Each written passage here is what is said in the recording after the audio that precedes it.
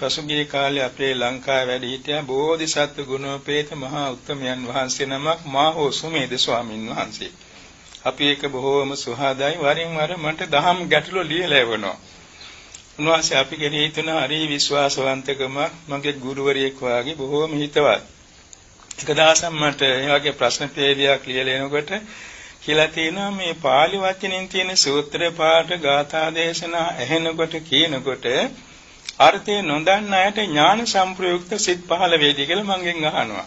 ඉතින් මම ඒක හිතුවා අනේ මේ ස්වාමීන් වහන්සේ මීට වඩා 100,000 ගුණෙ මේ ගැන දන්නවනේ. බොහෝ දෙනා තීරණේ අරන් තින්නේ මේ පාලි භාෂාවෙන් කියන එක අර්ථ නොදනවා නම් මේ ඥාන සම්ප්‍රයුක්ත වෙන්නේ නැහැ කියලානේ. ඉතින් මට මේක විසඳන්නම ඕනේ.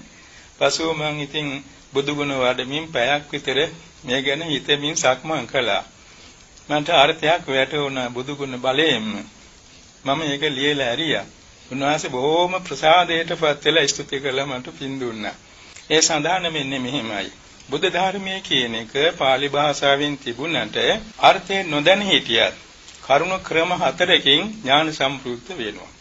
ක්‍රම 4 කියන්නේ සමහර කෙනෙක් මේකේ අර්ථ දන්නේ නැහැ.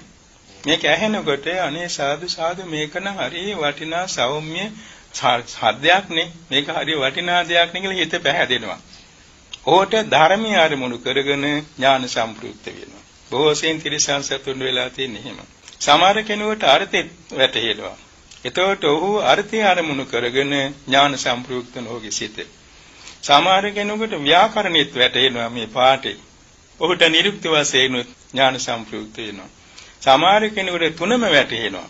අර්ථයයි ධර්මයයි නිරුක්තියයි තුනම වැටහෙනවා. කොටසත් ඒ තුන් ආකාරයෙන්ම ඥාන සම්ප්‍රයුක්ත වෙනවා. ඉතින් ඒකට නිදසුම් මම කරුණු කියා පෑවා මේ ස්වාමින් වහන්සේ බොහොම සතුටු වෙලා මට ස්තුති කළා. ඉතින් ඒකට සාධක වශයෙන් උත් මම කීපයක් ලියලා ඇරියා. ඉතින් ඒ අනුව මම සලකා ගන්නවා අද කාලේ වුණත් ඕනෙම අර්ථය නොදන්න කෙනෙකු පාලි භාෂාවට අහුම්කන් දීමෙන් කියවීමෙන් ප්‍රසාදයෙන් යුතුව සවන් දෙනවා නම් හිතනවා නම් ඔහුගේ සිත ඥාන සම්ප්‍රයුක්ත වෙන එක ආනිසංස අනිවාර්යෙන් ලැබෙනවා.